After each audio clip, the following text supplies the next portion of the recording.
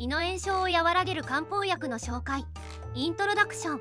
胃の炎症は私たちの健康に影響を及ぼす一般的な問題です。炎症を引き起こす原因は様々であり、ストレスや食生活の乱れなどが考えられます。そこでこの動画では胃の炎症を和らげる効果がある漢方薬を紹介します。漢方薬は古くから伝わる中国の伝統医学であり、自然由来の成分を用いて体を整える効果が期待されます。以下では胃の炎症に効果がある漢方薬の3つを紹介します。漢方薬1、オーレンゲ毒油。オーレンゲ毒油は胃の炎症や胃痛を和らげるために用いられる漢方薬です。この漢方薬はオーレンや黄麦、黄金などの成分からなります。これらの成分には抗炎症作用や抗菌作用があり、胃の炎症を鎮める効果が期待されます。またオーレンゲ毒油は胃酸の分泌を抑制する効果もあり、胃の負担を軽減することができます。漢方薬に四君子油。四君子油は胃の炎症や消化不良を改善するために用いられる漢方薬です。この漢方薬は人参、白ウケラ、伏量、甘草という4つの成分からなります。これらの成分には胃腸の機能を整える効果があり、胃の炎症を和らげることができます。また四君子油には消化を助ける作用もあり、胃の負担を軽減することができます。漢方薬3、芝エビスカ龍骨かき油。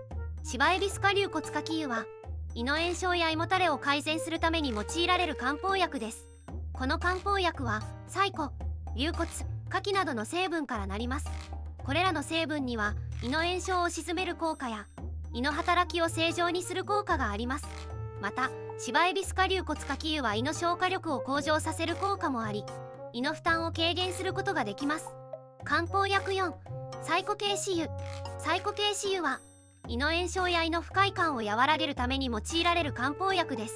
この漢方薬は柴胡、桂枝、芍薬、生姜、大ナツメなどの成分からなります。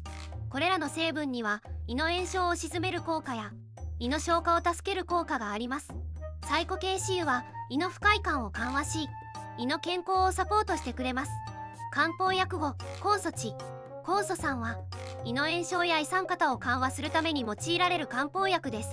この漢方薬は甲府市、蘇葉、桂心、砂仁志、甘草などの成分からなります。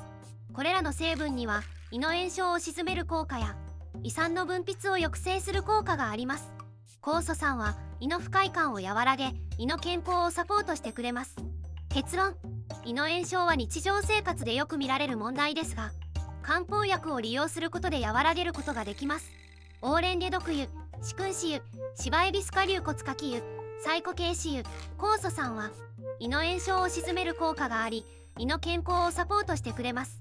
ただし漢方薬を利用する際には専門家の指導の下で正しい使用方法を守るようにしましょう。